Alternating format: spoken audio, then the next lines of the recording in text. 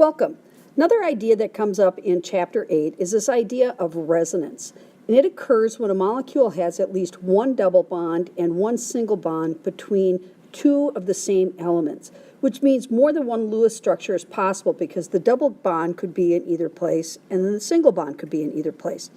And the reality is the electrons flow back and forth between these two places, so the pi bond or the second bond moves back and forth. So the molecule is really like it has two 1.5 bonds. Neither one is really a single bond and neither one is really a double bond.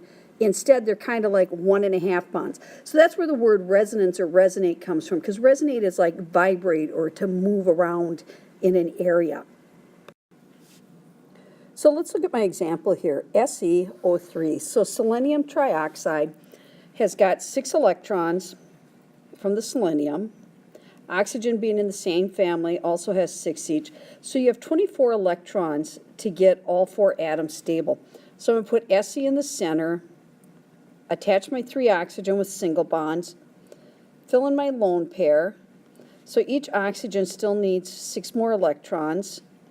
And selenium also needs a lone pair. So now when I count up, each oxygen has 2, 4, 6, 8. So 10, 12, 14, 16, 18, 20, 22, 24. Plus the lone pair on selenium, I've used 26 electrons. So that lets me know I need to share another pair. So I'm going to go ahead and share a double bond between this selenium and oxygen, which means selenium no longer needs that lone pair, and oxygen only needs the 2 lone pair. And now when I count up, I have 24 electrons. Now the question is, why did the double bond go between this oxygen and selenium? Why didn't it go with one of the other oxygen? And the answer is it could have gone to any of them. So this would be more correct if I went ahead and drew the other possible structures. This could just as easily be Se double bonded to this oxygen and single bonded to the other 2. And I still need to draw in my lone pair. Or it could also be the third and final version where Se is double bonded to this oxygen and single bonded to the other 2 with the lone pairs indicated. So drawing resonance structure means drawing all the possible places where that double bond can resonate or rotate among. So here's another example. It says draw the Lewis structure for S2O3. And then I've given you a hint here. It says the double bond will occur in the center of the molecule if possible. So really, this would be better classified as a non-example, because when we look at this, I have sulfur. Sulfur each have 6 electrons. Oxygen also has 6. So I've got 30 electrons here. So when I draw this, my 2 sulfur atoms go in the center. I have 3 oxygen to attach. So I'm going to attach them like so, and then I'm going to figure out what I need for lone pairs. So this oxygen still needs 6. This sulfur still needs 4. This sulfur only needs 1 lone pair or 2 electrons. These oxygen each need 6 or 3 pair. And now when I count up, I've got 2, 4, 6, 8 around the first oxygen, 10, 12, 14, 16 around the next oxygen, 18 on the sulfur, 20 between the sulfur, 22, 24 on my second sulfur, 26, 28, 30, and 32 electrons. So I used a total of 32 electrons to get all of those atoms stable. So again, that lets me know I need a double bond. Well, in this case, the double bond is going to form between the 2 sulfur rather than with one of the oxygen.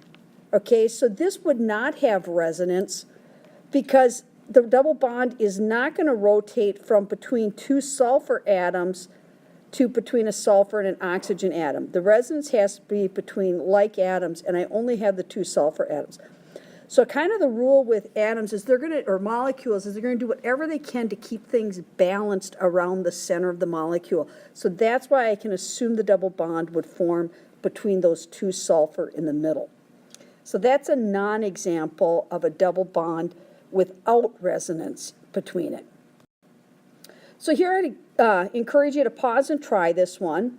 Draw all the possible Lewis structures for CO2. So if you count your electrons, you have 4 for the carbon, you have 2 for each oxygen. I've got 16 total. So when you draw this, if you start with a single bond with each oxygen, filling in my lone pair,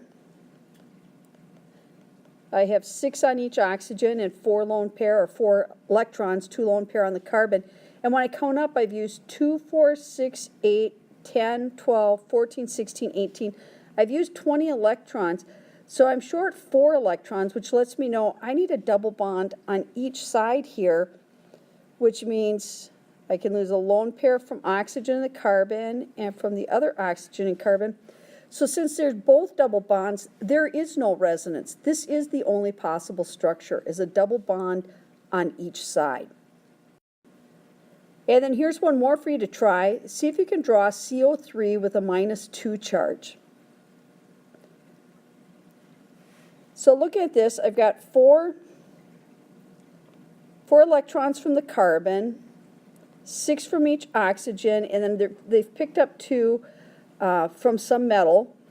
So I've got a total of 3 times 6 is 18, 20, 24 electrons. So when I draw in CO3, I'm going to need 2, 4, 6 on that oxygen, 2, 4, 6 on each oxygen, plus the carbon needs a lone pair. So now when I count up, I have 8 around each oxygen, so 8, 16, 24, and then the other lone pair on the carbon means I've used 26. So I am going to need a double bond here, which means I save a lone pair from each atom involved. And now I do have resonance. So my other possible structures would be to have the double bond in this position, or to have the double bond rotate or resonate over to this position. And remember, it's not considered a complete structure without accounting for all the electrons, so make sure you draw in the appropriate lone pair so I can see that each molecule has the 24 electrons.